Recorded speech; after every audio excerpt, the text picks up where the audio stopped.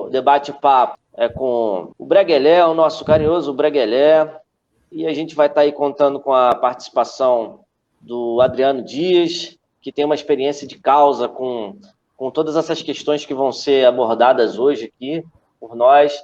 O Breguelé está apresentando o resultado de uma pesquisa longa que ele fez, que ele ainda está em andamento, o processo da pesquisa dele, e eu tive a oportunidade de assistir parte dessas conclusões que ele chegou com essa pesquisa dele. Inclusive, eu dei uma lida na tese de doutorado dele, e, pelo que a gente tem conversado, ele já até superou algumas questões que foram trabalhadas na tese dele.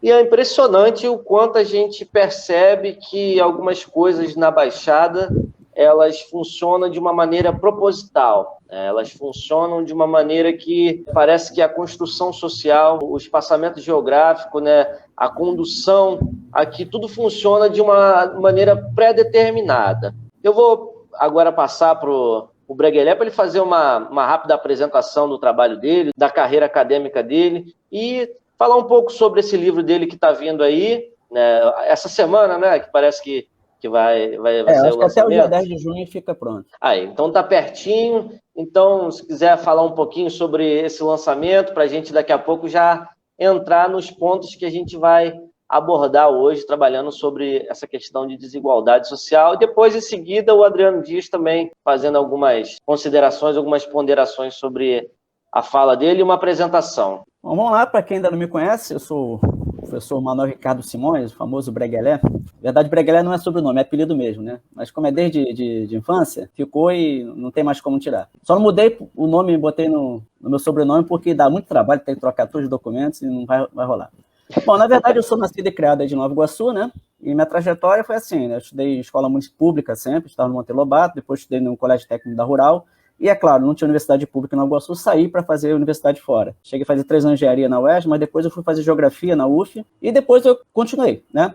Continuei estudando, comecei a trabalhar, dar aula no estado, aquela coisa toda, né? Pulando de galho em galho até chegar na universidade. E até que eu consegui, por exemplo, entrar na UERJ. Na época eu dava aula também na Escola Técnica de Química, que depois virou hoje o que é IFRJ. Depois, mais tarde, eu saí da UERJ e fiquei só na FRJ.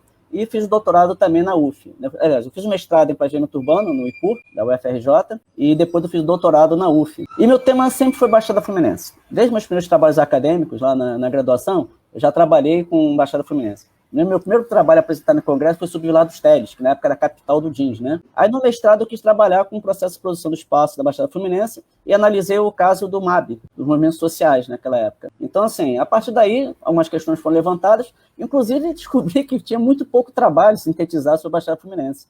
Na verdade, tinha muita coisa, assim, e muito isolada, né? Na tese de doutorado, é claro, né, eu tive que dar um corpo maior, eu comecei a fazer uma verdadeira arqueologia do saber. Eu procurei todo mundo que você possa imaginar, desde aqueles caras mais tradicionais, como Gênesis, né, Torres, o grupo dele lá do IPAB, como o pessoal, por exemplo, lá da PP Clio, né, do Nielsen, da Marlúcia, eles na época tinham lá na Felduc um banco de dados, de teses, de monografias, e assim, eu corri atrás, depois fui lá no Instituto Histórico, para tentar fazer uma arqueologia mesmo da produção sobre a Baixada Fluminense. Eu li muita coisa e na verdade, o que eu fiz? Na minha tese de doutorado, eu procurei entender por que você teve essa fragmentação aqui na Baixada em vários municípios. E aí, na verdade, a minha tese foi exatamente isso, né? Você teve um processo, né, de desenvolvimento econômico, de produção do espaço, que inclusive é um espaço desigual, e a partir daí você acabou criando nessa reestruturação econômica, em cada desses sedes, né, que seriam hoje os municípios da Baixada, grupos econômicos e que também viraram grupos políticos. Ou seja, na verdade, depois de um certo tempo, você tinha uma estrutura aqui na Nova Iguaçu, na década de 40, agrária, né, ainda com o pessoal da Laranja, e os outros já tinham, por exemplo, uma classes sociais tipicamente urbanas. E aí, é claro, os conflitos de interesses começaram a pipocar e você acabou tendo esse processo de fragmentação da Baixada Fluminense através da criação de novos municípios. É engraçado que quando eu comecei a fazer, eu fazia uma crítica muito grande. A gente ouvia muito, né, que criar município significa você criar emprego, etc. e tal. Depois eu reparei que não, né? Não é bem assim também, tem outro lado da moeda. Todos os municípios emancipados depois tiveram ganhos muito maiores do que os de origem, por exemplo, em qualidade de vida. Porque você, descentralização do poder, com todos os senões, né, com todos os prefeitos que a gente tem na Baixada, que não dá para ser exemplo, ainda assim você tem pressão popular mais perto. Você consegue, por exemplo, vereadores, entre aspas, né, mais territorializados, etc. e tal. E isso, por exemplo, a princípio funciona essa pressão e consegue, por exemplo, o mais importante, né, administrar os orçamentos. Porque esse é um grande senão, né? Quando você tem, por exemplo, uma estrutura centralizada, você acaba tendo o que nós chamamos de investimentos seletivos. Obviamente, a elite do que está no poder, de uma área central, vai prioritariamente gastar dinheiro na central. E não é só na Baixa, não. Você vê o próprio Rio de Janeiro. Uma vez fizeram uma estimativa, se a Cari começar a receber investimentos, vai demorar 100 anos para ficar igual o Leblon. Porque há 100 anos não recebe mais investimento do que a Cari. Isso é óbvio. Agora, se tivesse um município ali do subúrbio, da zona, sei lá o que for, essas pessoas teriam, por exemplo, possibilidade de acessar esse orçamento e, claro, com pressões populares, né? Você poderia, né, o mecânico automático, eu virei município, vou melhorar o município. Não, a pressão seria maior e você conseguiria realmente fazer, né, o que a gente chamaria assim, prover, né, os bens e serviços necessários a uma vida digna. Então, assim, com todos os problemas da Baixada Fluminense, né, as emancipações foram positivas. A partir de 96 veio uma lei que praticamente viabilizou, não tem mais emancipação. Isso é um grande problema, porque em alguns lugares, por exemplo, você tem coisas absurdas, por exemplo, daqui na Baixada tem 2. Em Umirim e Piabetá, tem população 2 vezes maior do que Magé. E, no entanto, o município chama-se Magé. Na prática, hoje, quem manda em Magé é o pessoal de Piabetá e Umirim, porque tem 2 vezes mais votos também. É como, por exemplo, em Japeri, Engenheiro Pedreira. Engenheiro Pedreira é 2 vezes maior que a sede de Japeri. Então, os prefeitos, os vereadores, a maioria são de Engenheiro Pedreira, só falta mudar o nome. Na prática, não funciona mais, né? E, assim, em alguns lugares, realmente, aqui em Nova Iguaçu, por exemplo, a gente vê claramente um investimento diferenciado. A gente que mora aqui no centro, por exemplo, eu moro no centro, os caras não tem, assim, tá sempre consertando, sempre mexendo nas coisas, até embelezando o que já existe, e não coloca, por exemplo, saneamento nas áreas mais pobres. Então, assim, a gente vê claramente um investimento diferenciado. Obviamente que eu tô assim, eu não tenho esses dados em mão, mas se você pegar, por exemplo, os orçamentos e plotar ele no espaço, você vai ver que, por exemplo, o centro recebeu muito mais investimento do que na periferia. E, é claro, isso tem consequência. A qualidade de vida é pior nas periferias, né? Então, aquele modelo clássico centro e periferia, ele evoluiu para um modelo polinuclear, mas também esses núcleos se formam centros e têm as suas periferias.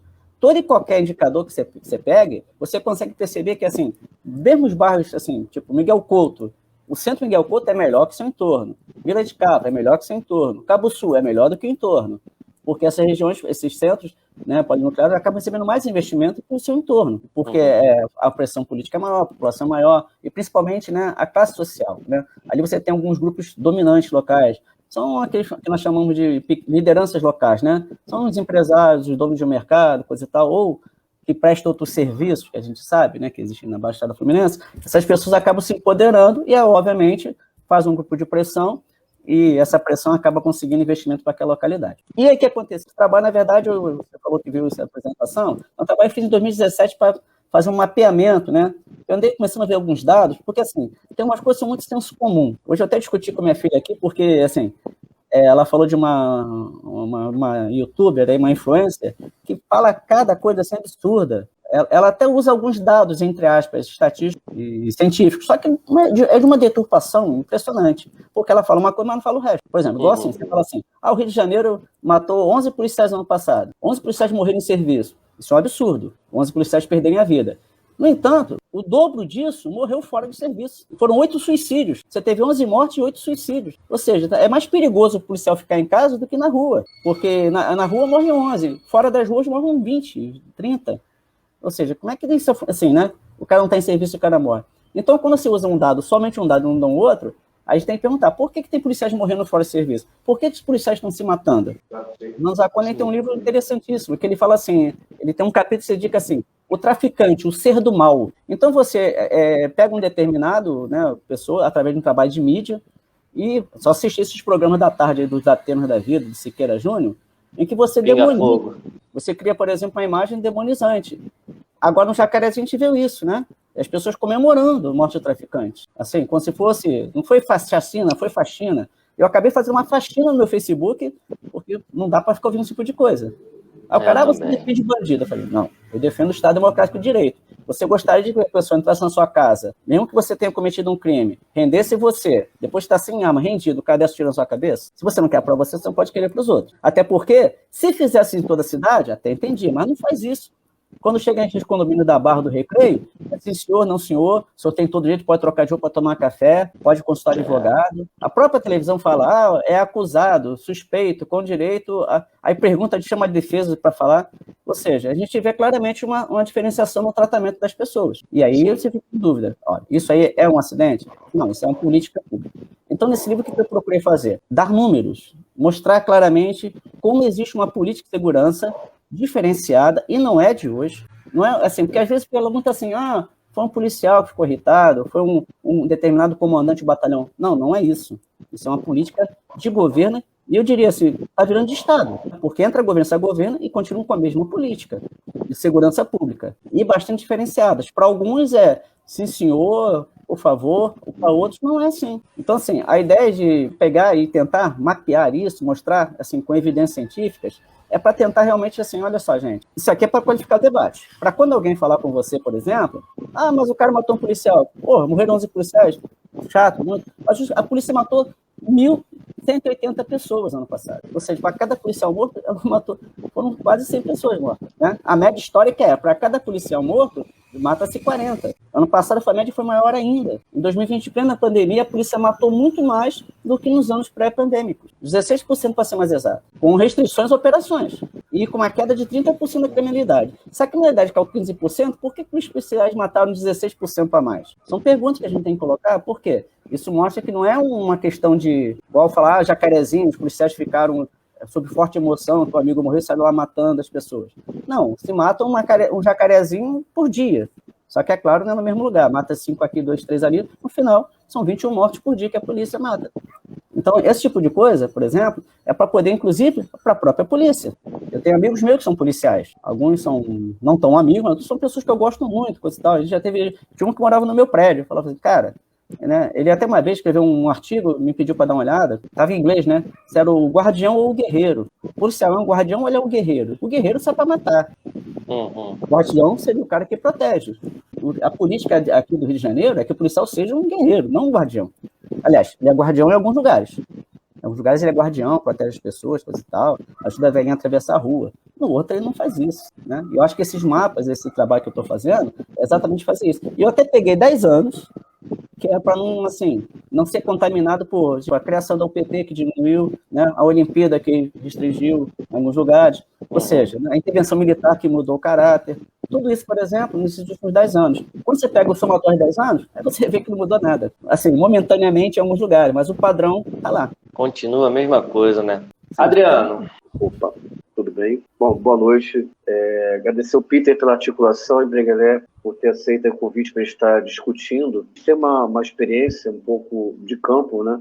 Eu dividi contigo, inclusive, né, a experiência que a gente teve dentro do poder público, quando Nova Iguaçu, um pouco forçada pelo episódio da chacina de 2005, criou, no final de 2006, uma Secretaria de Prevenção da Violência para discutir, entre outras questões, segurança pública. Eu fiquei alguns anos atuando ali, responsável por isso, e acompanhando o setor que existia dentro dessa secretaria, que tabulava as informações dentro do princípio que você só pode desenvolver as coisas se houver pesquisa, se você tiver dados concretos para que se desenvolva realmente alguma coisa relevante para mudar a conjuntura. E pela instituição, pela Concausa. Mas, nesse momento, eu queria só mesmo dar uma boa noite, né?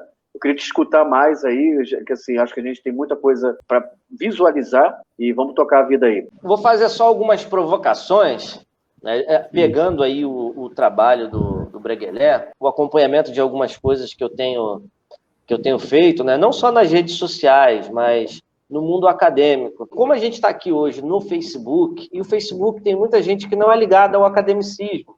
A gente hoje vai apresentar uma posição científica relacionada aos problemas sociais, às desigualdades. Esses mapas, eles são feitos com uma metodologia. É uma coisa que eu sempre bato a tecla para a galera que está assistindo aí. As ciências sociais, da mesma forma que as ciências naturais, né, elas também têm uma metodologia. A política, ela tem uma metodologia de análise. A geografia espacial, a geografia política, ela tem uma metodologia de análise dos fatos. Então, essa metodologia, ela é utilizada pelos técnicos, pelos cientistas, para dar forma ao pensamento. Essa produção do espaço desigual, na Baixada Fluminense, assim como o histórico de violência em determinadas regiões específicas, não só da Baixada, mas do Rio de Janeiro também, elas acontecem propositalmente, fazem parte de uma política pública. Né? O Estado ele se direciona de uma maneira diferente para determinadas localidades. Isso, eu estou dizendo, baseado na pesquisa do Breguelé, que é uma pesquisa que tem um rigor acadêmico, um rigor científico.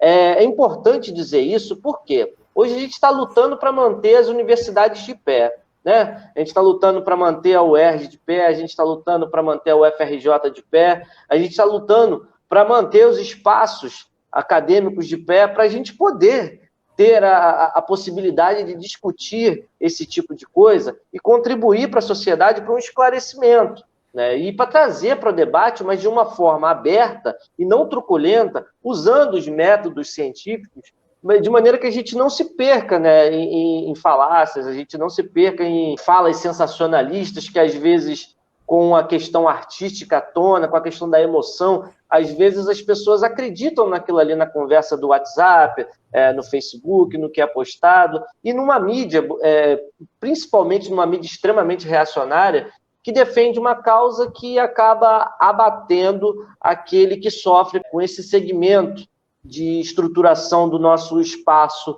desigual.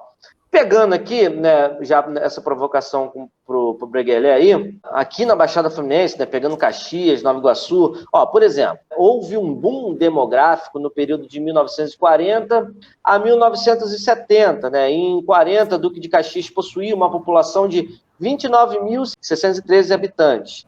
30 anos depois, o número saltou para 431, um crescimento de mais de 10 vezes. Aí a gente tem, com isso, saltando os índices de mortalidade infantil. Isso também tem uma causa, tem um motivo. O acesso ao ensino fundamental e médio, taxas de homicídio. Isso eu peguei o exemplo de Caxias aqui, que é uma coisa que é citada pelo Breguelé no trabalho de doutoramento dele, mas que também nós vemos essa dificuldade, esses problemas em outras regiões da Baixada Fluminense. Baixada Fluminense que tem uma amplitude de conceitos, né, em relação à identidade, né, como o Breguelé disse, em cada bairro tem uma identidade diferente, né, cada município tem a sua caracterização. Pegando esse gancho aí sobre esses problemas sociais que surgem juntamente com o crescimento demográfico da Baixada Fluminense, né, como é que acontece essa produção da desigualdade a partir desse crescimento? Para começar, assim, é um projeto de país. O que acontece na Baixada Fluminense não é porque a Baixada Fluminense aconteceu na Baixada Fluminense, aconteceu em São Paulo, aconteceu em vários lugares do Brasil inteiro. E assim, até em vários lugares do mundo. Que é um projeto seguinte, você tem, por exemplo, um processo, primeiro, você tem que tirar o cara do campo. O Brasil é um país essencialmente rural. Como é que você tira o cara do campo? Tira a terra e o dinheiro dele. Começa um processo de concentração fundiária, ao mesmo tempo um processo de modernização conservadora. Você começa a introduzir máquinas, equipamentos, o cara sem emprego, sem terra, ele é obrigado a migrar para a metrópole. Na verdade, assim, as pessoas não vieram porque quiseram, né? Se você pegar todas as histórias dos seus antepassados, por exemplo, os meus vieram de Portugal, para não morrer de fome. Mas tem gente que veio da Bahia, e até porque, inclusive, isso na Europa também. Todo mundo fala hoje da Europa, coisa e tal, mas a Europa, no início do século, era tão pobre e desigual como a gente. Poucos países, assim, a desigualdade era imensa. Eu estou lendo um livro agora que, assim, a Inglaterra e o Brasil eram iguaizinhos em 1900, em termos de desigualdade. Como é que eles resolveram os problemas desde lá?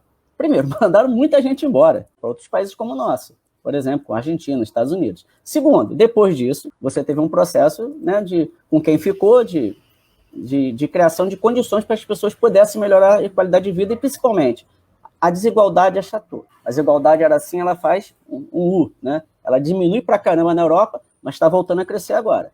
Bom, e aqui? Aqui as pessoas, na verdade, você obriga as pessoas a saírem dos seus lugares. Só que tem um grande problema, você obriga elas a sair de lá, mas não tem onde botar na cidade. A cidade capitalista não tem lugar para o pobre. Por quê? Porque até teria, se você não tivesse que remunerar o capital imobiliário.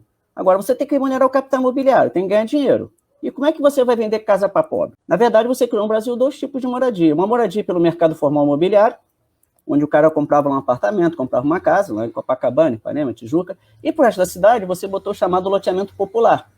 Aliás, na verdade, você vai usar um método, que é jogar para o pobre a responsabilidade dele produzir a própria casa, que nós chamamos de autoconstrução, onde o cara, com a família, ele começa a construir a casa dele. No caso, por exemplo, no Rio de Janeiro, isso funciona até a década de 40, até a década de 20, 40 mais ou menos. Depois eles endurecem a legislação e proíbem os loteamentos. Por quê? Um loteamento, ele tem que ter água, tem que ter luz, tem que ter esgoto. Obviamente, em Ipanema, Copacabana, isso tinha, né? Os caras instalavam isso. Inclusive, muitas vezes, com dinheiro público. Já nas áreas da periferia e no subúrbio, não se instalavam. Quando a prefeitura apertou, esse modelo, por exemplo, não pôde mais ser usado no município do Rio de Janeiro. O que se fez, então? Veio para a Baixada Fluminense, onde você podia fazer loteamentos sem água, sem luz, sem nada, né? Por isso eles eram muito baratos, e por serem muito baratos, as pessoas podiam se instalar aqui. E a partir daí, o que acontece? Você já vai criar um espaço extremamente precário. Você não tem água, não tem luz, não tem saneamento, não tem nada.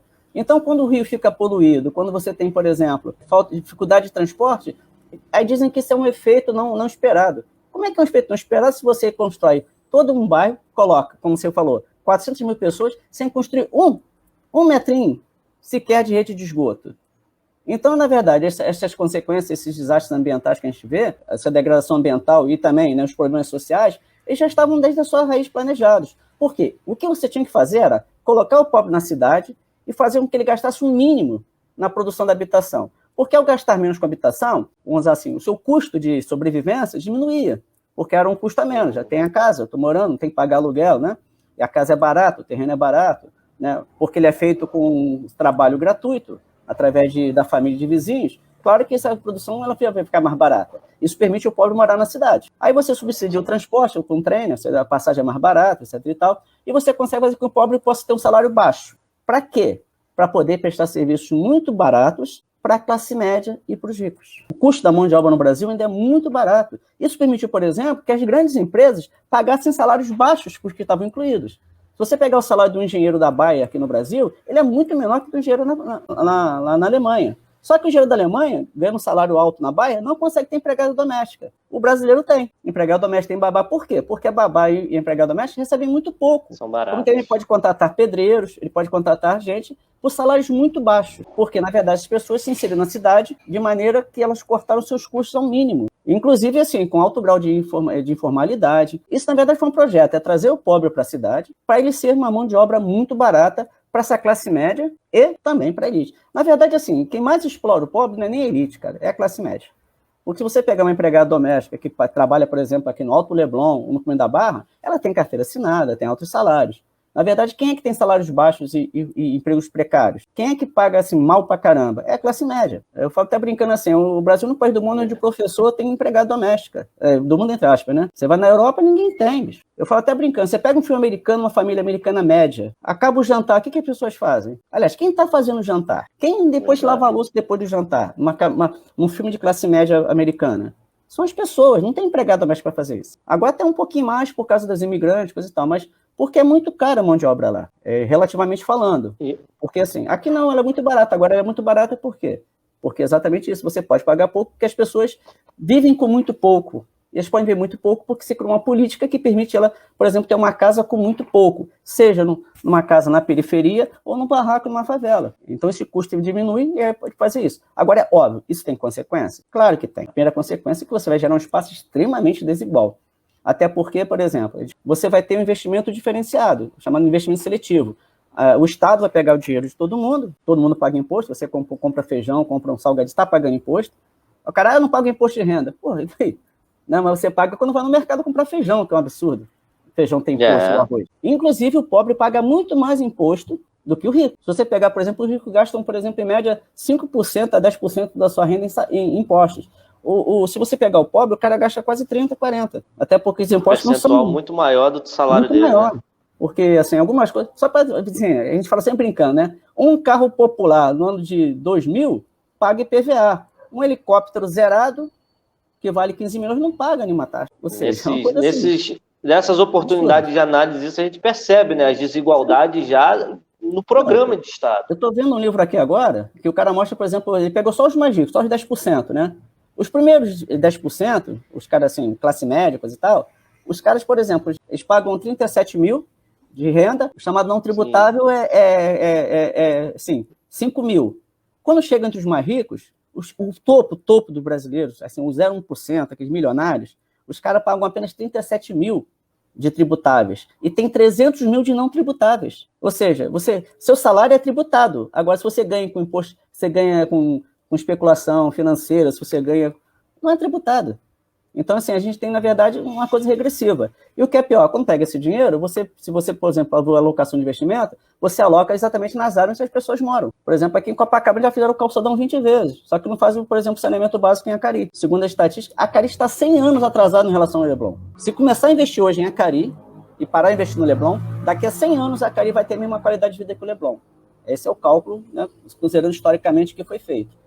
E aí o que acontece, né? Essa política já faz com que você tenha uma diferenciação muito grande. Esses mapas já vão mostrar isso, né? Na verdade, o que eu fiz no meu trabalho? Primeiro, eu mostrei o processo de produção do espaço, para mostrar que o espaço já foi produzido desigualmente. Segundo, depois eu mostro o resultado disso. Uma cidade é desigual. E aí eu vou começar a pegar uma série de indicadores, como renda, escolaridade, até a mortalidade infantil. E alguns dados são absurdos. Por exemplo, uma criança que nasce em Japeri, ela tem 6 vezes mais chance de morrer antes de fazer 1 ano do que uma criança que nasce na Barra. Na Barra da Tijuca, você tem uma mortalidade infantil padrão europeu.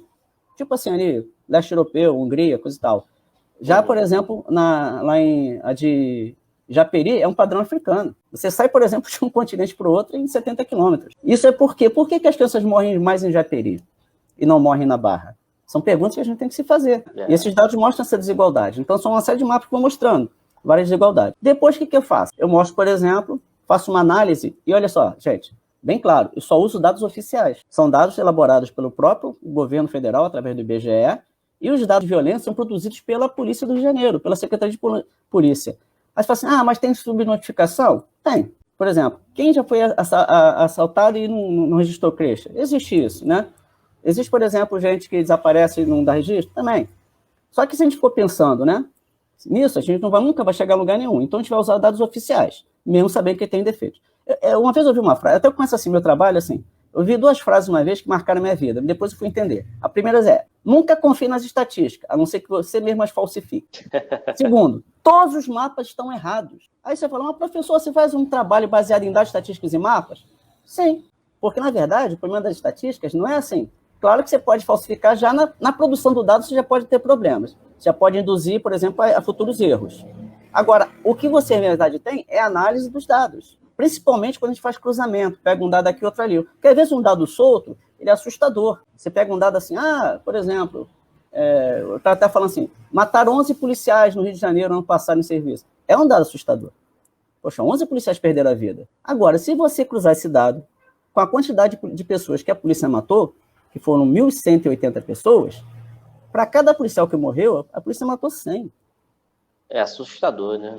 Isso é que é assustador. Ficar assustado com Jacarezinho, onde a polícia, por causa de um policial morto, mataram 21, 28, não foi isso? A polícia mata 100 pessoas para cada policial que morre. Isso é uma média histórica. Não foi assim um acidente, uma chacina, né, um evento, como diria assim, o pessoal fala assim, de forte emoção. Os policiais ficaram lá emocionados, né, e resolveram vingar o amigo. Não é isso, é uma política. Não, é política pública. Política pública.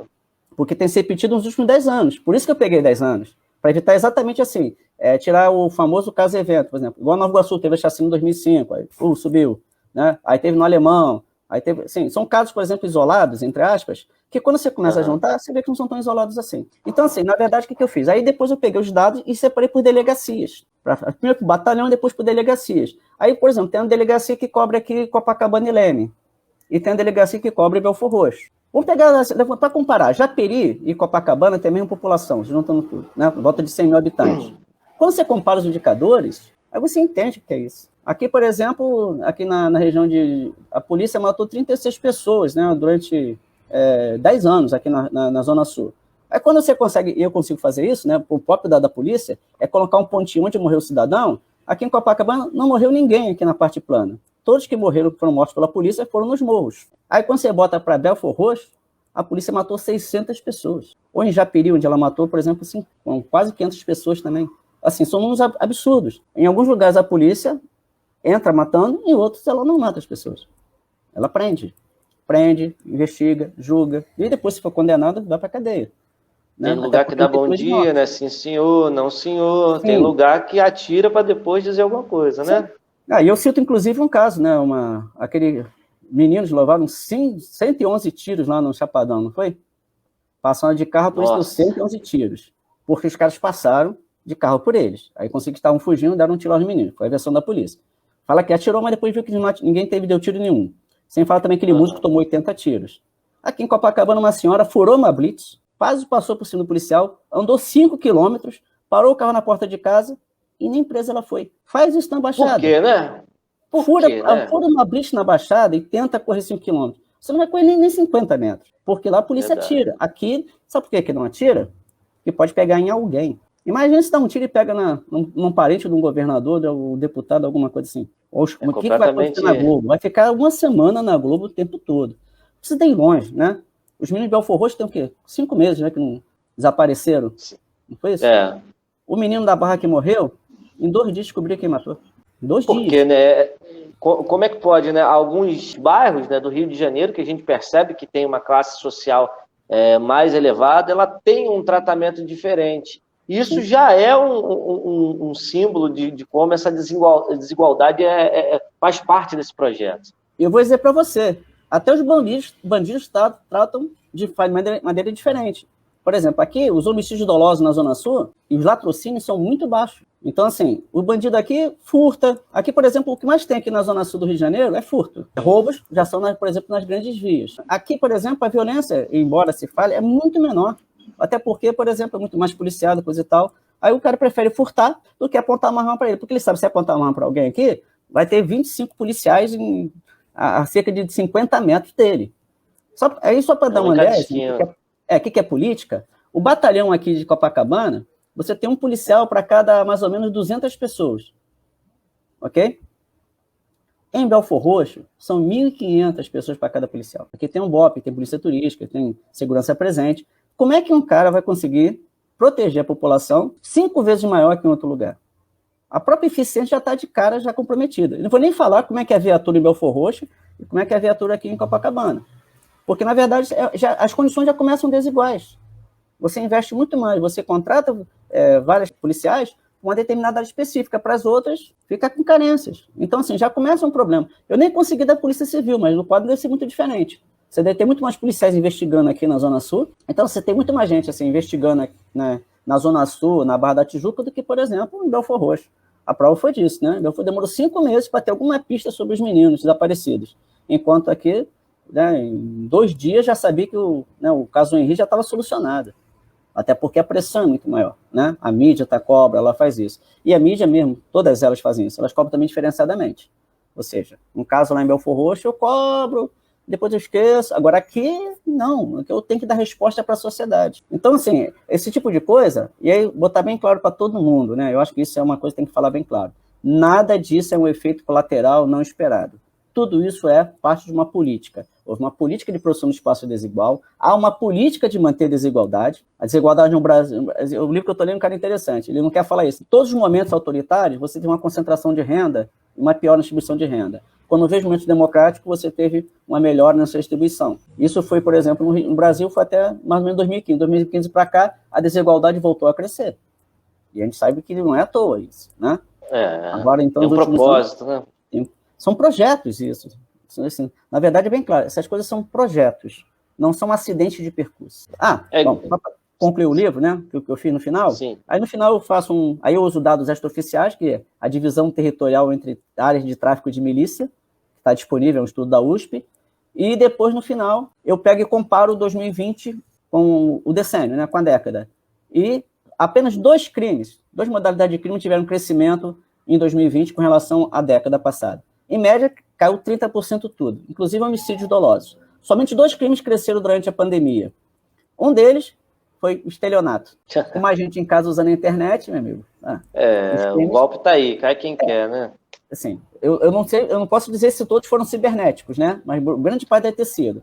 Então, o estelionato, 30% de aumento. E o segundo foi homicídio por intervenção policial. A polícia matou 16% mais em 2020 do que na década toda. E no momento em que a criminalidade diminuiu 30%. Ou seja, não faz sentido. Se está tendo menos crime, por que a polícia está matando mais? É a pergunta que a gente tem que se fazer. Dentro dessa produção que você tem feito aí, a gente percebe que você usa os dados públicos. Eu queria deixar claro para o pessoal que está assistindo a gente aqui, né, como ele mesmo falou, os dados que ele utiliza para fazer a pesquisa dele são dados do IBGE, são dados da polícia, são dados do governo, que são públicos. Qualquer pessoa pode acessá-los. A qualidade do pesquisador, nesse momento, vem para trazer um esclarecimento e como ele está propondo aqui para a gente. Por quê que em determinados locais a desigualdade ela é maior do que em outros locais? Por que nesses locais que as desigualdades são mais acentuadas, nós temos um policiamento menor? E por que nesse lugar morre mais gente? Né? Essas questões a gente tem que refletir. E com a ajuda da pesquisa, desses números, a gente está aqui trazendo para vocês essa reflexão. A gente está trazendo num ano aí que a gente vem de um ano de pandemia, em que já vinha sido acentuada a desigualdade, né? A quantidade de pessoas que detêm a maior quantidade de riqueza é cada vez menor, e a maior quantidade de pessoas fica com esse índice de desigualdade extremamente acentuado. As pessoas estão comendo pior, as pessoas estão com menos segurança, as pessoas estão com menos capacidade de circular, até porque circular exige recurso, né, para você pagar a sua passagem, para você se vestir, né, para você comer, e tudo isso tem um desígnio de uma política pública. A gente estava conversando aqui, eu estava falando sobre o Brasil imperial, pós-808, quando a cidade do Rio de Janeiro já tinha uma estrutura que promoveu a independência do Brasil mais tarde, e todas as políticas públicas que foram implementadas, elas tinham um arcaísmo como um projeto, né? O Brasil não podia ser um país desenvolvido. E aí eu pensando no dado que o Braguelé trouxe para a gente, em 1900, o Brasil era muito próximo do que a Inglaterra era em nível de desigualdade. É claro, a gente está falando aqui, uns dados que eu peguei do trabalho dele, de alguns períodos de estruturação do capitalismo aqui no Brasil. Num primeiro período ele chamou de formador, ou o capitalismo comercial, né, de 1776 a 79 a 1848. Depois, o capitalismo empresarial ou competitivo industrial, de 848 a 893. A gente já está chegando mais ou menos nesse período. 893 a 1940, 45, nós temos o capitalismo monopolista e imperialista. E, após 45 até 91, né, o capitalismo tardio ou monopolista financeiro de Estado. Sim. E agora ele pode atualizar. Depois de 91, você passa a ter o chamado globalização ou capitalismo neoliberal. Que acentua outras questões ligadas também à desigualdade. Como que a gente pode pensar nessa metodologia de entender, né, esses mapas de desigualdade aqui dessa região? Você tem uma relação muito forte entre a estrutura social e o espaço. O Milton Santos tem uma coisa assim. Sim. Por exemplo, você tem um prédio. Esse prédio é uma forma urbana, correto? Então ele tem uma função. Essa função só faz sentido se você pensar qual é a estrutura econômica que tem por trás daquele prédio. Por exemplo, só existe mercado porque você tem uma estrutura onde as pessoas não produzem mais sua própria comida, tem que ir lá comprar, correto? Uhum. Isso, na verdade, tem história. Quando é que você deixou de produzir comida e ter que ir ao mercado? Isso a gente chama de processo, ok? Obviamente, o que acontece? Então, você tem essa estrutura, processo, função e forma. Então, cada prédio que existe hoje, ele teve uma função em algum momento. Por exemplo, há muitos casos, vou dar um exemplo assim, bem aí em Nova Iguaçu, onde é hoje a Igreja Universal. Era uma antiga fábrica da Pian. Era uma fábrica de macarrão, de massas. Quando a fábrica faliu, virou um baile funk. Era giro. Chegou aí lá, Adriano? Oi. Onde era Nova Vida, por exemplo, era também era uma fábrica, era Granfino, depois virou um baile funk, a Signos, e hoje virou uma igreja. E vou dar um exemplo em frente. Em frente ela tem uma loja de bicicleta. Essa loja de bicicleta era o restaurante do meu pai e a minha casa. E, assim, ali onde é Granfino tinha era uma fábrica, né? Em frente, onde é Nova Vida. Lá onde é Nissan, era Engá. Então tinham duas fábricas ali perto e essas pessoas almoçavam no restaurante do meu pai. O meu pai não ficou rico porque ele teve 9 filhos. Mandou todo mundo estudar. E com 7 anos de idade, meu pai faliu. Eu não entendi por quê, né? Eu tive que mudar. Eu morava dentro do restaurante, né? Era o restaurante na frente da minha casa atrás. E fui morar em outro lugar, meu pai faliu, coisa e tal. Ele virou vendedor, deixou de ser comerciante, passou a vender. E depois fui entender por quê. Porque mudou a estrutura espacial de Nova Iguaçu. As indústrias tiveram que sair do centro. E foram para onde? A Granfino foi lá para Dutra e a Engá foi lá para Sepitiba. Então, na verdade, por causa da reestruturação econômica, houve uma reestruturação espacial e meu pai faliu. Algumas pessoas conseguiram mexer, outras não, porque meu pai perdeu os consumidores dele. Então, assim, a nossa vida pessoal, ela também é modificada por isso. E hoje em dia, onde era, ali ficou um tempão parado, só que quando construiu o shopping, mudou tudo de novo. Pô, imagina se meu pai tivesse com essa loja com um shopping ali perto. Hoje, a casa que eu morei, que era estudante, era uma loja de bicicleta. As lojinhas chechelentas que tinham do lado viraram, por exemplo, para vender roupas, coisa e tal, para tentar concorrer com o shopping. Então, toda aquela área foi modificada porque o shopping apareceu. Agora, por que o shopping apareceu? São reestruturações, por exemplo, que extrapolam a cidade. São reestruturações do capitalismo mundial, rebatem o capitalismo brasileiro, que rebate o capitalismo carioca, que rebate, por exemplo, o capitalismo aqui da cidade de Nova Iguaçu. Então, assim, para cada momento do capitalismo, você tem um arranjo espacial. Então, as cidades, por exemplo, antigamente, já que você falou no Rio Colonial, todo mundo junto ali. Quando você começa, né, de certa maneira, a cidade crescer, você começa a ter uma diferenciação de classes muito forte. Você tem pessoas ricas, pessoas de classe média e pobres, e assim por diante.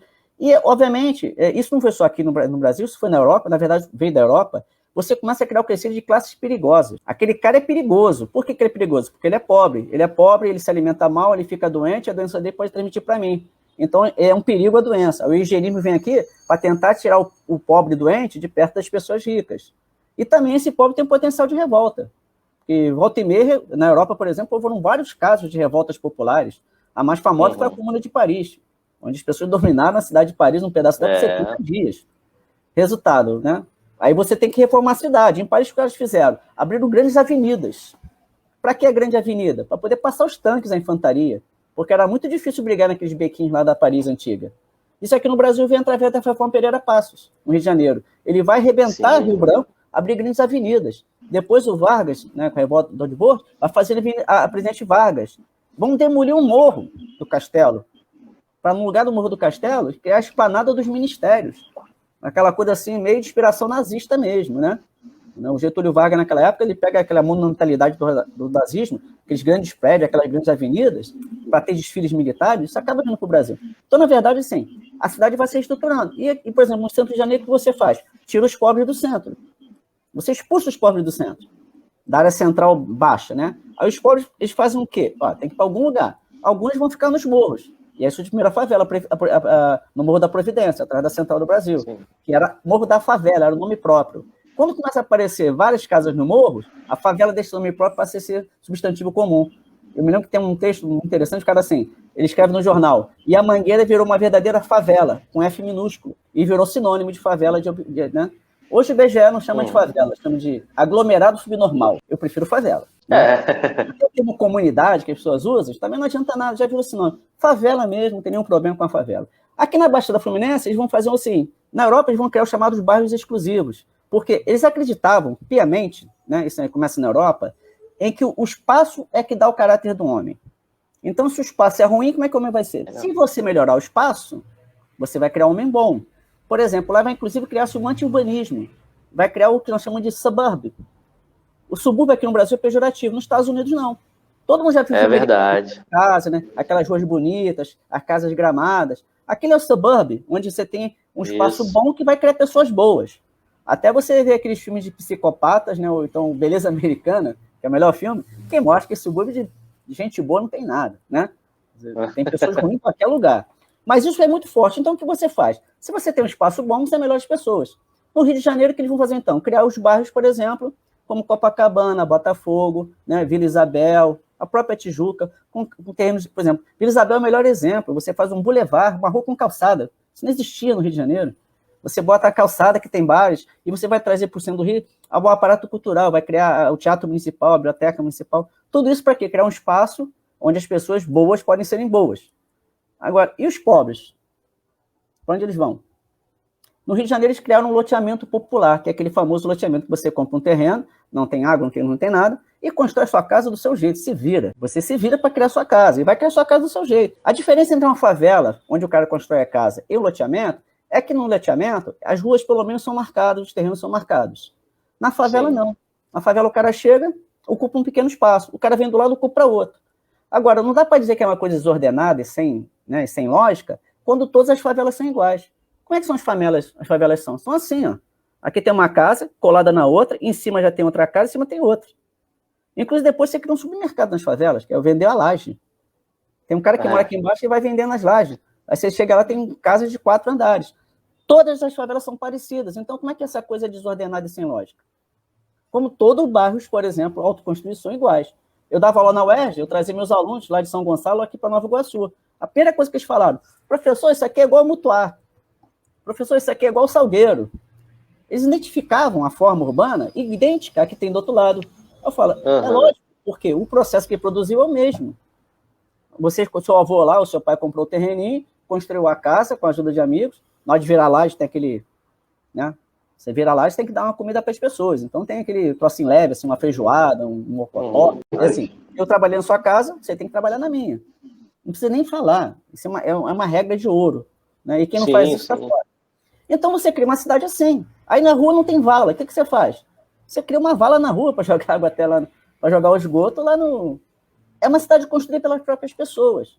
Aí depois de um tempo o Estado vem, através de pressão popular, e começa a ceder. Até porque algumas coisas, por exemplo, é igual nas doenças. Algumas doenças são bem democráticas. Algumas são via equação hídrica, né? Se você pisar na vala, você fica contaminado. Outras são pelo ar. Por exemplo, a Covid se mostrou extremamente democrática. Todo mundo achou, por exemplo, que ia pegar só em velho, depois achou que ia pegar só em pobre, e hoje está morrendo pessoas ricas novas.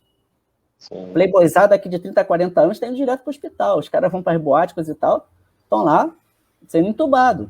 Então, assim, na verdade, esse conceito de classe perigosa é assim, eu separo as pessoas. Eu jogo na periferia, eu jogo nas favelas. Só que, é claro, todo mundo sabe que nas periferias, nas favelas, há regras próprias. Então, o cara manda na fábrica que não paga IPTU, não faz tem gato, um montão de coisa. É claro, o Estado não vai lá. Agora, quando é que a favela e a periferia viram um problema?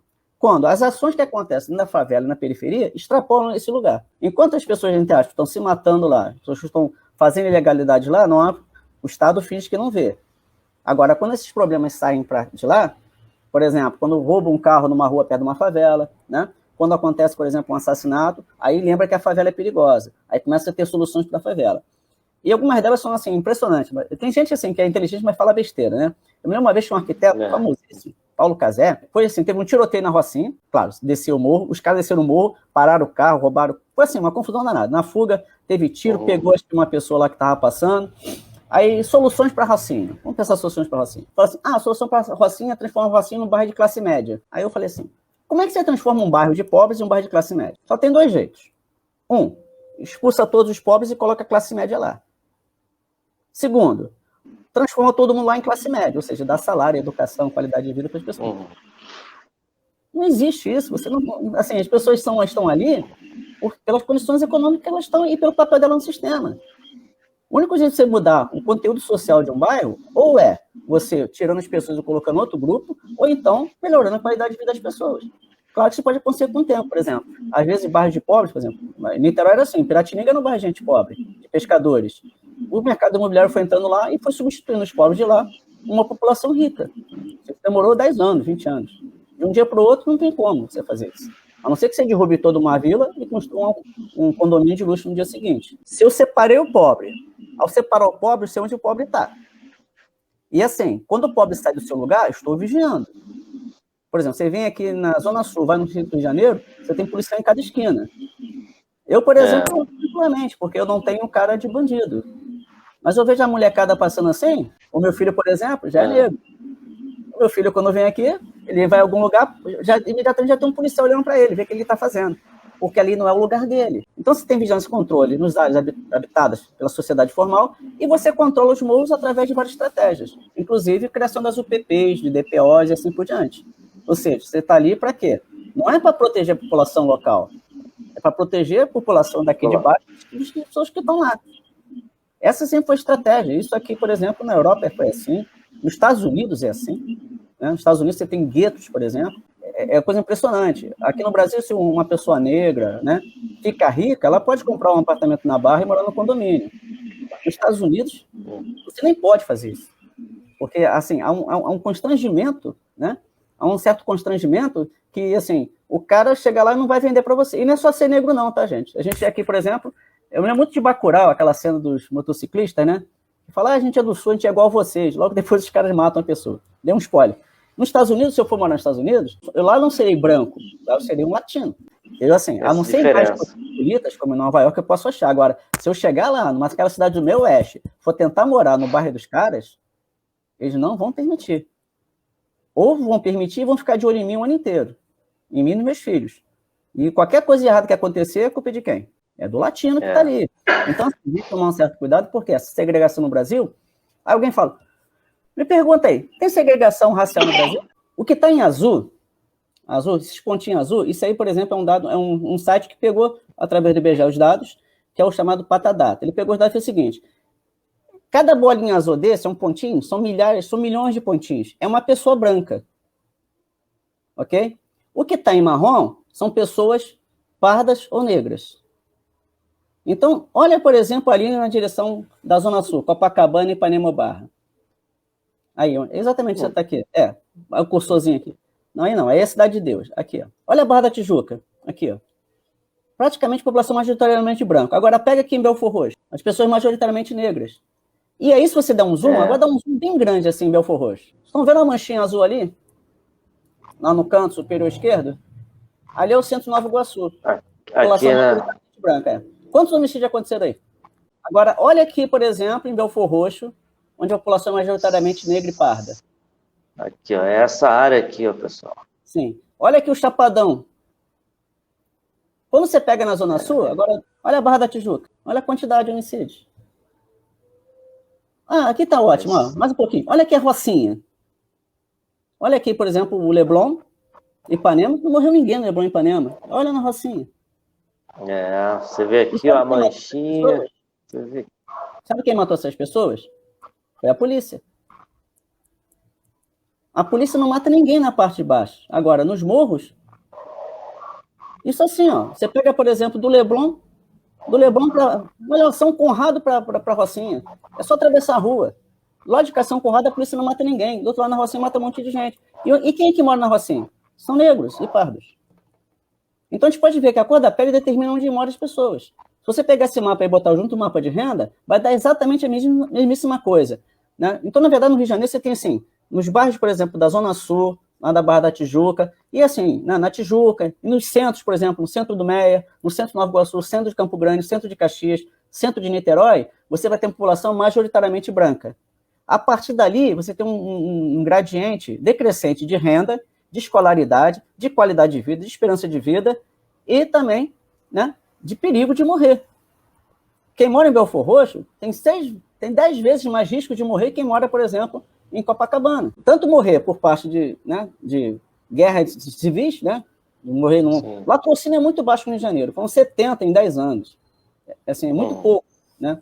Então, assim, aquela chance de você só levar um tiro do bandido é muito baixa na cidade do Rio de Janeiro. Na Zona Sul é 0. Nunca morreu ninguém de latrocínio aqui na Zona Sul do Rio de Janeiro. Enquanto que em Belford Roxo já morreram mais de 30. Então é perigoso ser morto por um bandido e muito mais perigoso ainda ser morto pela polícia, pelo fato de estar ali. Né? E qual é a cor da pele dessas pessoas? Então, assim, você tem um branco rico, né, escolarizado, tem curso superior. Na Barra de Tijuca tem lugar que 70% da população adulta, com mais de 25 anos, tem curso superior. Em Japeri tem lugar que é 0,4. Ou seja, apenas 4 pessoas em 1.000 têm curso superior. Enquanto que na Barra você teria 780 pessoas em 1.000. Ou seja, as pessoas não têm acesso também à educação, não têm acesso à escolaridade, não têm acesso à água, saneamento. E a mortalidade infantil, como eu falei para você, que é inversamente esse mapa. Esse mapa não, né? Inverso o mapa de renda. Em Japeri, uma criança tem 6 vezes maior, a chance de morrer antes de 1 ano de idade é 6 vezes maior de uma criança que nasce na Barra. Essa é uma desigualdade que foi construída há muito tempo. E quando você bota os dados de criminalidade em cima, você entende por quê. Né? Onde que se mata, por que se mata. Você separa as pessoas e passa a controlar. Quando elas fogem do controle, você mata as pessoas. E tem alguns dados, assim, claro, que são muitos dados, mas um, por exemplo, me chamou a atenção. Aqui na Barra da Tijuca, para cada pessoa que a polícia mata, ela prende 500 pessoas. Então, ela prende 500 pessoas e mata uma, ok? E o contrário acontece nessas regiões que tem mais pontinhos, né? Mas assim, esse é outro mapa que não está aqui, não. Em Belford Roxo, para cada pessoa que a polícia mata, ela só prende 9. Então, para a polícia matar alguém na Barra da Tijuca, ela tem que perseguir, tem que ser 500 pessoas. Em Belford Roxo, a cada 10 pessoas, uma ela já mata e vai prender os outros 9. Ou seja, aqui você prende, leva para julgamento, né, investiga, coisa e tal, monta processo, papapá, e depois se faz com o cara. Né? Pode ser prisão, às vezes pode responder em liberdade. Na Baixada Fluminense, no Alemão, na Maré, não tem essa chance. Você mata primeiro e investiga depois. É muito comum, né? O cara morreu, a primeira coisa que faz, vai olhar a ficha criminal dele. Aí você achar que um dia ele roubou um pão doce na padaria, pronto, já está justificado ter matado o cidadão, era bandido. Aí você vê um caso hoje, um rapaz da crimes financeiros, o cara foi preso 400 vezes, tem 400 anotações de cidadão por estelionato. E vai ser solto de novo, porque vai pagar um advogado, vai entrar com a habeas corpus e vai poder responder em liberdade.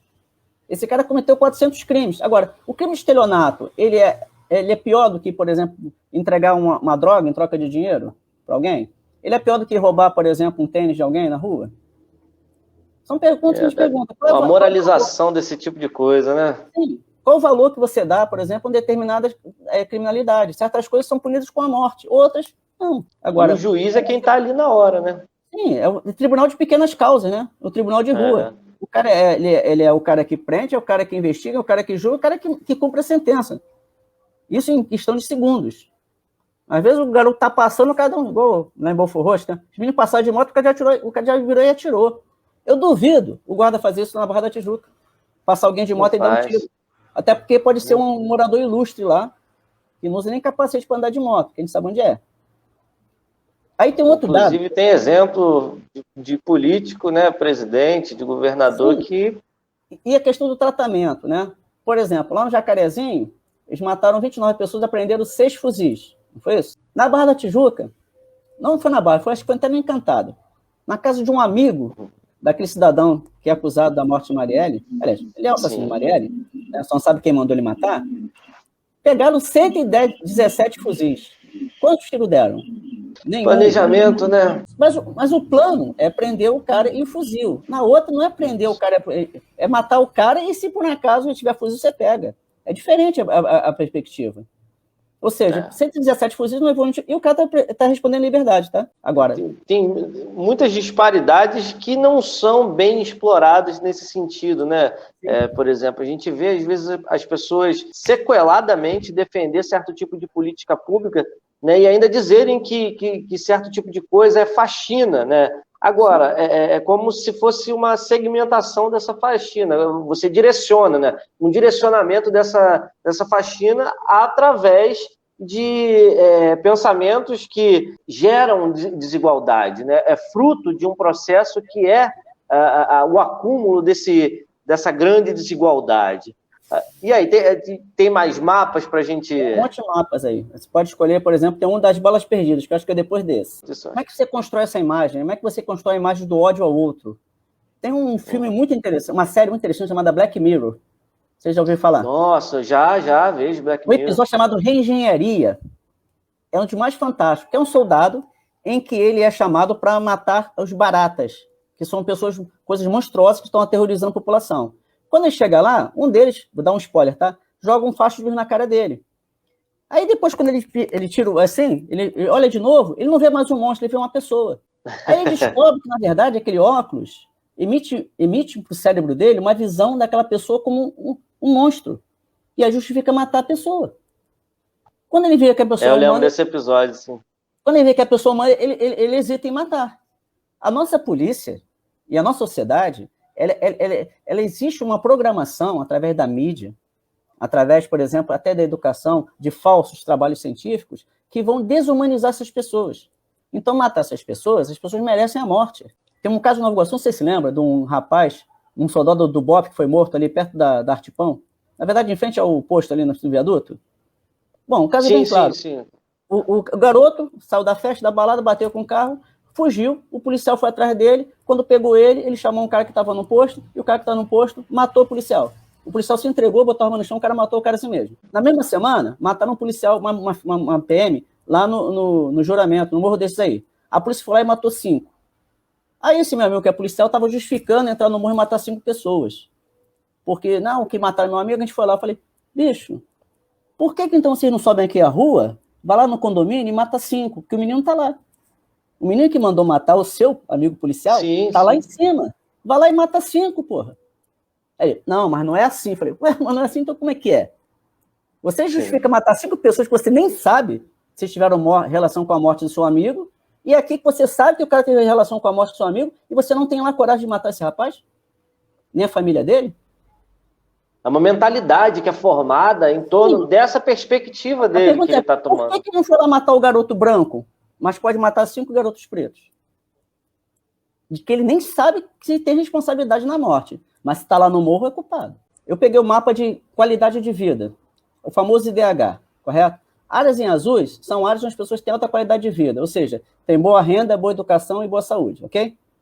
Depois vem o verde clarinho, depois vem o amarelo, laranja, e os piores lugares são em vermelho. Tá legal? Aqui, por exemplo, a única morte de bala perdida foi aqui, entre Copacabana e Ipanema. Só que isso aqui é o Morro do Cantagalo. Foi no morro que a criança morreu, não foi no asfalto. Agora, olha os outros.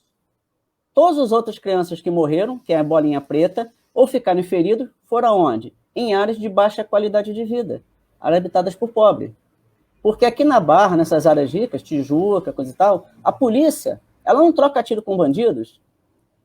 Por quê? Porque esses tiros, é claro, pode pegar alguém que esteja passando. Imagine, por exemplo, se pega uma pessoa... Ela já pegou uma vez, né? A última vez pegou uma menina, a Gabriela, na época criou-se o movimento Sou da Paz, etc e tal, tem uma grande repercussão. Foi uma menina de 14 anos que acabou morrendo com esse tiro de bala perdida. Como também foi aquela Luciana, que agora acho que é vereadora, ou deputada estadual. Agora, essas crianças todas aqui, o risco de uma criança na zona sul do Rio de Janeiro... Eu botei criança por quê? Se eu botasse um adulto, podiam dizer, mas é adulto, sabe lá o que ele fez? Será que foi bala perdida mesmo? Então, criança aí não dá, né? São crianças de 10 anos de idade, se bem que ainda tem gente querendo investigar essa criança, não é bandido. Tem gente que acha que tem a ver. Todas essas crianças morreram em áreas de conflitos. Ou seja, em áreas onde a polícia entrou atirando. Comprovadamente, de cada 10 pessoas que morrem em bala perdida, pelo menos 7 sabe-se que veio da polícia. É isso, a polícia, 70% das balas perdidas veio de arma da polícia, quando você consegue identificar. Quando consegue identificar, é da polícia. Né? Aí a polícia falou o quê? Que foi um traficante que atirou e eles atiraram de volta. Na verdade, assim, você olha, por exemplo, os casos igual em Caxias, os meninos morreram na porta de casa. Porque a polícia atirou lá. A polícia atira aqui na Barra da Tijuca. Olha lá, em 10 anos. Ó. Isso é 10 anos, gente. A polícia nunca matou ninguém com bala perdida na Barra da Tijuca. Nem na Zona Sul. Só mata pessoas que bala perdida em áreas habitadas pelos pobres. Pobres, negros e pardos. Porque imagina se essa bala pega, por exemplo, uma criança branca, filha de alta classe média ou de rico. Então isso, por exemplo... Aí a repercussão é diferente, né? Aí eu digo, isso não são acidentes. Isso aí são resultados de uma política bem clara. Eu entro, atiro primeiro, depois eu pergunto. Claro, se eu atiro primeiro e pergunto, não olho para onde estou atirando, as chances de pegar numa criança é muito grande. É igual o cara, por exemplo, que reclama que foi atropelado depois de atravessar 10 vezes a Avenida Brasil de olho fechado. Dá para dizer que foi um acidente? Não dá. Ou um cara que corta, por exemplo, uma curva, né? Corta numa curva, bate de frente com um caminhão. Foi acidente? Claro que não pode ser acidente. O acidente foi não ter tido acidente, né? Diz assim, a exceção foi não ter batido de frente do caminhão. Mesma coisa aqui. Sim. Você não matar ninguém quando você atira, é que é exceção. Quando você atira, alguém vai ter entrar alguém entre você e a bala. A bala vai entrar entre o lugar que você atirou. E aí a gente vê claramente que, assim, até nisso, as crianças nessas regiões, elas estão muito mais correndo risco. Ou seja, corre risco de morrer de doença, de falta de hospital, de alimentação inadequada, e a mortalidade infantil é altíssima, e ainda corre risco de morrer com bala da polícia, ou de tiroteio entre quadrilhas, também acontece. Né? Agora, isso acontece por quê? Porque tem arma demais na rua. E qual é a solução? Dar mais armas para as pessoas. Pelo menos é isso que a galera tem defendido, né? Que armar a população é a resolução dos problemas. Sim, agora, assim, português bem claro. Assim, se você pegar a quantidade de latrocínios, você tem, por exemplo, teve 36 mil homicídios no Rio de Janeiro, na região metropolitana, em 10 anos. e apenas 140 latrocínios em 10 anos. O que é um latrocínio? É quando alguém, a princípio, reage a um assalto. Concorda comigo? Sim. Assim, claro, não sabe se o cara reagiu, então o cara ficou nervoso. Ou seja, isso, se você pegar, por exemplo, o Rio de Janeiro teve mais de 200 mil roubos. De 200 mil roubos e assaltos no Rio de Janeiro, 140 terminaram com morte da vítima. Agora, quando você pega entre os policiais, já é o contrário. Entre policiais, por exemplo, para cada, assim, para cada policial que morre combatendo bandido, morrem 2 em serviços. E boa parte dele em reação ao assalto. É o cara que está armado. Porque, assim, 50% de chance, né? Sim, claro. Porque, assim, eu sei de 2 casos. Um caso, por exemplo, um vizinho meu morreu assim. Ele foi assaltado, os caras pegaram o negócio dele. Quando o cara viraram as costas, ele pegou a arma dele para dar tiro nos bandidos. Só que a arma dele não era usada há 20 anos. Aí, quando ele foi atirar, a arma não funcionou. Os bandidos voltaram, você me matar? Pode dar um tiro nele e mataram ele. Porque a arma te dá sensação, acha que você pode reagir, e você acha que você vai atirar primeiro, né? Assim, isso, aí, óbvio, uma vez eu tinha uma discussão, aí né, um parente meu, aí eu fiquei assim, imagina assim, olha só, tá eu e ele, nós 2 somos bandidos, eu tô armado e ele não tá, você tá com arma, você atira em quem primeiro? Ele, no cara que tá armado, beleza.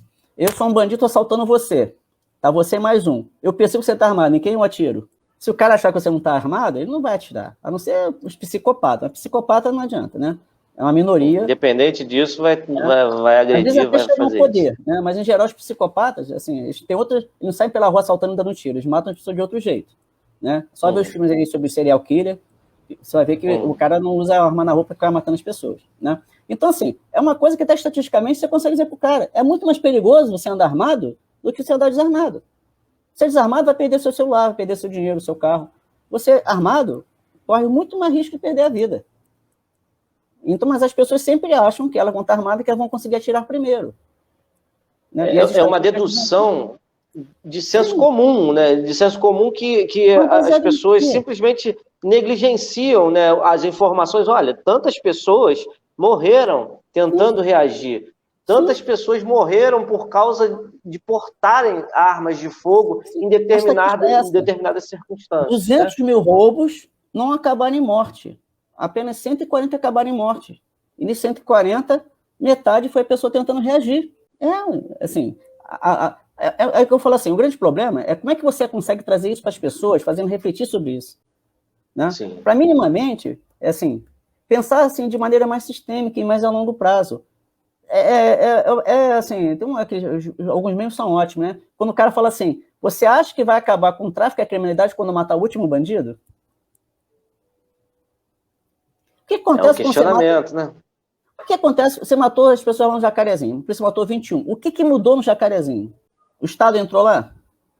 Às vezes acontece de você matar os traficantes e entrar a coisa pior, que é a milícia. Eu estive em 2007, quando teve aquela operação Pão e Pau. Você se lembra que eles fizeram lá uma pequena chacina lá pequena aspas, né? Lá no Alemão. Eu estive lá junto com uma visita com as comissões da OAB, da Assembleia Legislativa, né?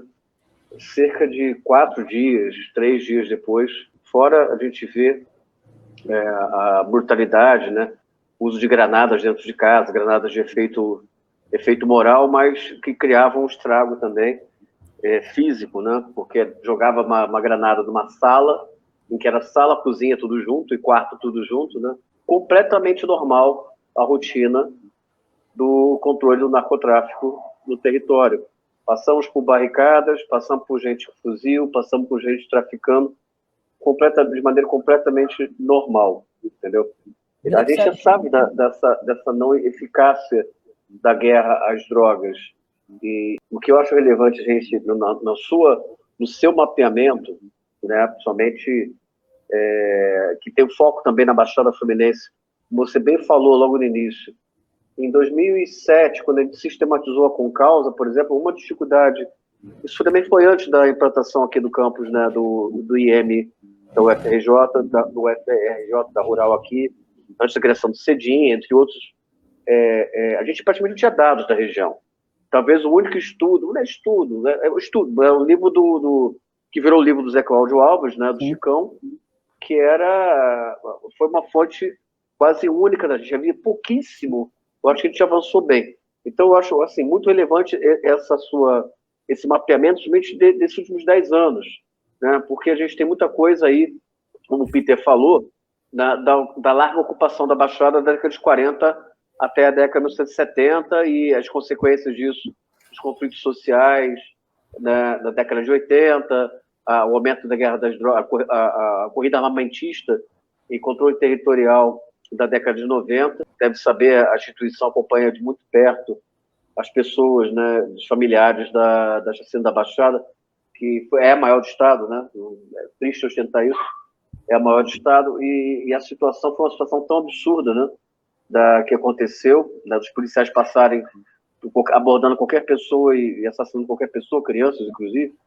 Então, assim, esse mapeamento ele é de extrema relevância. E o que você falou também em relação à associação com o racismo, a gente já há bastante tempo, tentamos fazer isso até numa conversa com o pessoal do consulado, através de vários consulados africanos aqui, mas com o consulado especificamente de Cabo Verde, né, que quase todas as questões de conflito, né, e que levam à violência, ela tem como mote a questão racial, da construção, né, desse apartheid continuado, apesar de consequências dos 300 anos de economia baseada na escravidão, na mão de obra de pessoas aqui. E aí eu queria voltar a ver os dados, assim, porque isso corrobora, você visualiza uma coisa, que a gente falou um pouquinho antes aqui da live, que era o que a gente vê no dia a dia. Então, esse mapeamento tem uma importância enorme. Eu queria só botar esse adendo aí, tá bom? Esse mapa, por exemplo, ele é produzido por...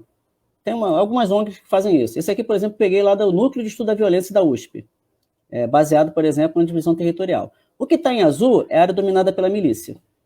O que está em vermelho é o Comando Vermelho. Em verde, a gente tem, por exemplo, o Terceiro Comando e em amarelo a ADA. Cada pontinho preto desse é uma pessoa que foi morta pela polícia. Dá uma olhadinha, por exemplo, nas áreas em vermelho. Olha a quantidade de pessoas que foram mortas pela polícia nas áreas em vermelho.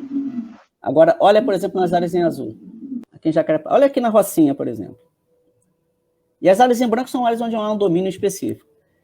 Em Jacarepaguá, o 18º Batalhão, está ali, ele praticamente não matou ninguém nas áreas dominadas pela milícia.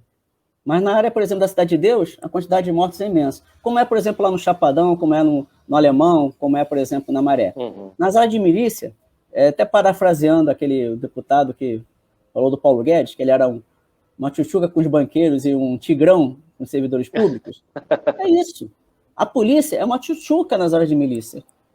Sim, e um tigrão nas áreas mais pobres. Nas áreas do tráfico, ela entra atirando. Nas milícias, não entra atirando.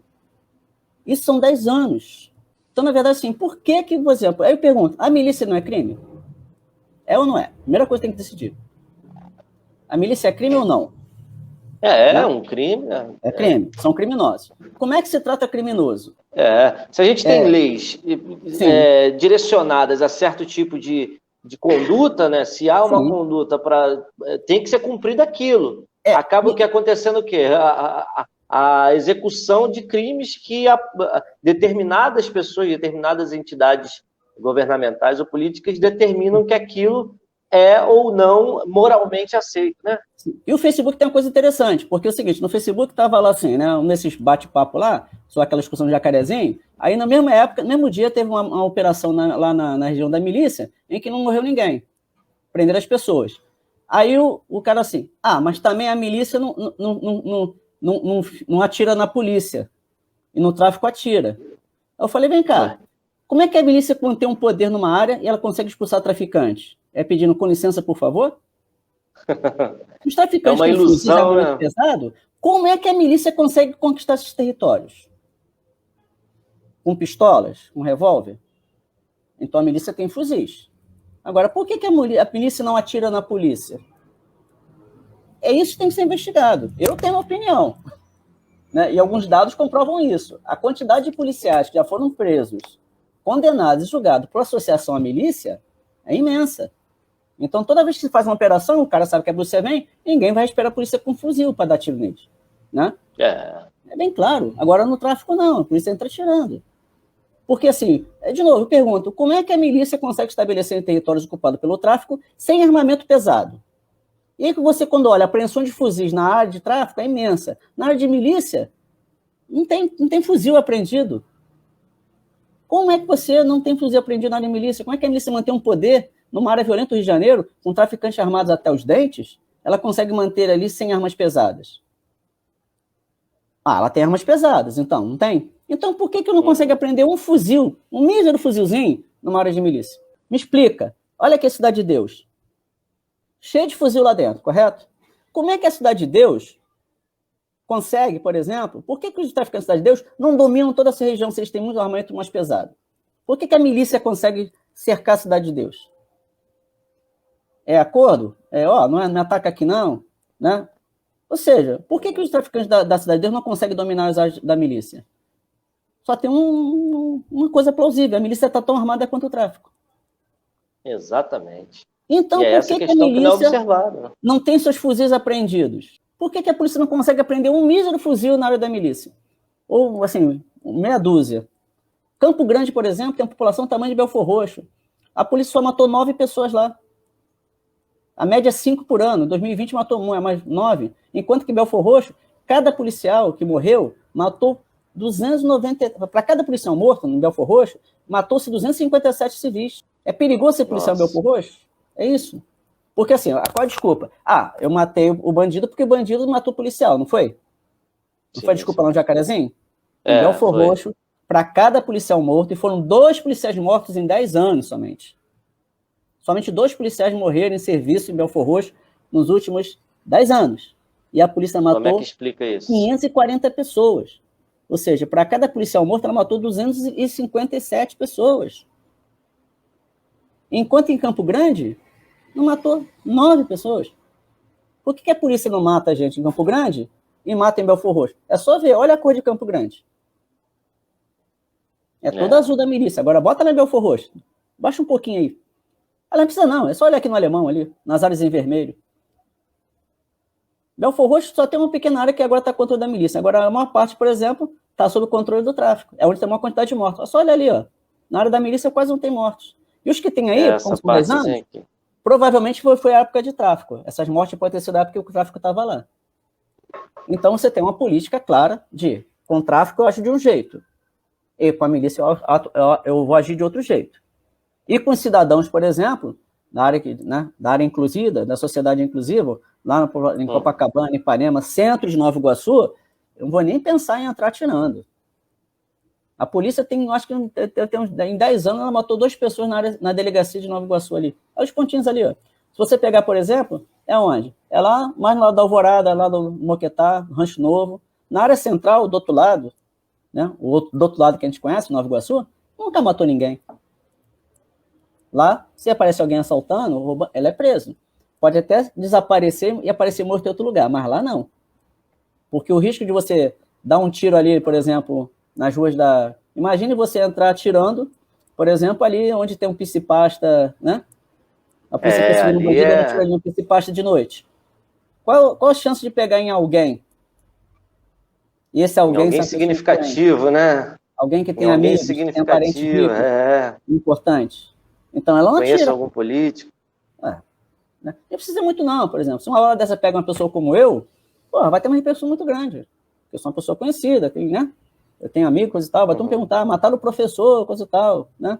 Agora, se pega, por exemplo, uma pessoa pobre, ninguém vai perguntar. Aliás, vai perguntar, não, mas o cara não era bandido? Dá uma olhada, vê a ficha dele aí. Né? A minha ninguém vai fazer o julgamento. Na minha, vão procurar informação no currículo Lattes. Espero que isso não aconteça tão cedo. Né? Agora, se acontecer, por exemplo, uma criança pobre, um garoto pobre, vão procurar não o currículo Lattes dele, mas a ficha criminal, até achar alguma coisa. Eles vão falar assim, não, procura que tem alguma coisa, que tem alguma coisa, né? Aquele negócio assim, criança, igual o menino que morreu dentro de casa lá em São Gonçalo, não sossegaram enquanto já botaram foto do garoto com fuzil, deram os cacete a 4, o menino estava em casa, deram 70 tiros na cara do garoto. E ficaram procurando até ver se encontrava alguma coisa. O erro dele, né? Procurando o erro. Pessoa ligado ao tráfico, isso e aquilo, aí não acharam nada. Infelizmente, não foi nada, foi um acidente. Como o menino que morreu com a chuteira saindo de casa. Sabe a coisa assim? Um cara com guarda-chuva, outro com uma furadeira. São coisas perigosas. São coisas absurdas, né? Da gente pensar que acontece ainda hoje em dia. E vai continuar acontecendo por muito tempo. Porque é uma política pública, né? Uma política pública, assim, existe uma diferença entre política de governo e política de Estado. O que é uma política de governo? Você tem um governo, por exemplo, vamos pegar exemplo, tem um governo Lula, tinha uma política de governo ali, correto? Sim. Quando ele saiu e entrou o Bolsonaro, não gosto nem de falar esse nome, ele botou outras políticas públicas de governo. Sim. O que é uma política de Estado? É uma política que, seja qual for o governo que entre ou que saia, ele não consegue modificar aquilo ali. Ela permanece porque ela é regida por leis, por regras, coisa e tal. A não ser que você consiga mudar a Constituição em alguns casos. Ou então, dá um bico pro alto e fica na ilegalidade. São políticas de Estado. Correto? E tem uma permanência muito mais longa. Só podem ser modificadas através de uma mudança de legislação. A outra não, como diz o outro lado, é caneta e papel. Eu faço a boiada. É infraconstitucional, infralegal. Isso é política de governo. Né? É política de governo. Fora isso, você tem que mudar. Então, assim, no Rio de Janeiro, eu sempre achei que a violência era política de governo. Estou começando a achar que é polícia de Estado. Isso eu peguei 10 anos. Se eu pegar mais, tem data até 2003. Você acha que eu vou achar coisa diferente disso? Não, acho que não. Não, vai ser a mesma política. Segue esse padrão, segue esse padrão. E se eu voltar ao início do século, esse é um livro, vai estar investido aí, né? Tem que ler, do Andrelino Campos, Dos Quilombos à Favela. Do quilombo à favela, a produção do espaço criminalizado no Rio de Janeiro. Aqui ele conta, desde o século XIX, como se transformou a favela num lugar de crime. Como é que você botou lá um atestado assim, quem está ali é criminoso até provar o contrário. É diferente, por exemplo, de quem está aqui na parte de baixo. Aqui você é inocente até provar o contrário. Na favela você é culpado até provar o contrário. Né? Tem essa diferença, né? Sim, isso não é de hoje. Então, quando alguém fala, o Rio de Janeiro antigamente era... Não teve esse papo não, cara. Essa coisa idílica, que o Rio de Janeiro foi uma cidade pacífica, coisa e tal, isso nunca aconteceu. Agora, é claro, algumas vezes, assim, boa parte da violência não chegava até as partes inclusivas, né? Como não chega hoje? Assim, você andar por Copacabana e Ipanema, a chance de você ser assaltado, levar um tiro é mínima. Vai ser furtado. Um bobeiro com o teu relógio, no seu negócio, porque os caras vão furtar você. Porque o furto, ele não é visível. É pouco perceptível. Então, a chance do cara ser pego furtando e um policial prendê-lo ou dar um tiro nele é muito baixa. Aqui, aí tem os mapas que eu produzi mostram isso. A incidência de furtos na Zona Sul, na Zona mais rica, é muito grande. Enquanto que os roubos são mais na área, por exemplo, de passagem, Avenida Brasil, na Dutra, né? E assim, mais naquela área do subúrbio ali no miolo, né? E tem um que é o de letalidade. Eu acho que você tem que tentar mostrar. A participação da letalidade, ou seja, crimes que assim, são homicídios dolosos, né, onde houve a intenção de matar, seja possível pela polícia, por exemplo, em Belford Roxo é 5 vezes maior do que na Zona Sul. Na Zona Sul é 0, alguma coisa. 0,1, 0,2. Assim, de participação no total de ocorrências. Ou seja, de cada 10 mil ocorrências, só 5 são de letalidade. Né? É uma diferença absurda, né? 100 mil, só 5 são. Enquanto que em Belford Roxo, são 30. É 6 vezes mais. E lá, por exemplo, a quantidade de ocorrência em Belford Roxo é muito pequena. É muito pequena porque tem menos furtos, tem um pouco mais de roubo, mas principalmente tem muito mais mortes. Muito mais homicídios letais, que a gente chama de letalidade. Inclusive, depois eu faço um mapinha que eu mostro as áreas de risco. Né? Você pode mostrar lá qual é o seu risco de você sofrer um crime violento. É um mapinha que tem aí, que está coloridinho, azul, vermelho e branco. Se você mora na Zona Sul de Janeiro, a chance de você ter um risco de sofrer um crime violento, um roubo, um assalto a mão armada, ou levar um tiro, né, seja de policial ou seja de bandido, é muito baixa. Agora, se você mora e no centro de Nova Iguaçu também, tá? A área central de Nova Iguaçu, a chance de acontecer com você também é pequena. Que a diferença entre a delegacia de Nova Iguaçu e a do Comendador Soares, que pega da Soares e lá, né, a estrada de Madureira e a da Posse, é imensa. É assim, é a mesma diferença, é quase a diferença da Rocinha para o Leblon. Os indicadores são assim, muito, muito diferenciados. Porque na área central a polícia tem muito mais cuidado, né? Eu me lembro que eu morava ali perto na rua da Mário Guimarães, né? Morava ali perto. Cara, tinha dia que eu ia na padaria, tinha 20 policiais lanchando. Quando andava pela rua, tinha 4 policiais aqui na esquina e 4 na outra. Quem é o cara que, em sã consciência, vai assaltar alguém ali? Não vai. Eu acho que eu tinha mais policial na minha rua do que em todo a Vila de Cava, em todo o Cabo Sul. Estavam ali fazendo Aí o quê? você passa num ponto de ônibus de um bairro popular, onde tem uma grande movimentação de pessoas, mas de uma classe mais baixa, você não tem um policiamento próximo dessa quantidade de gente, né, que tem nessas regiões. É por isso que a criminalidade é baixa. A criminalidade baixa da Zona Sul é baixa. Os crimes, por exemplo, violentos, de visibilidade, são muito baixos. Aqui acontece muito furto. Um turista que bobeia lá com a câmera dele, o cara no celular, né? Isso acontece aqui.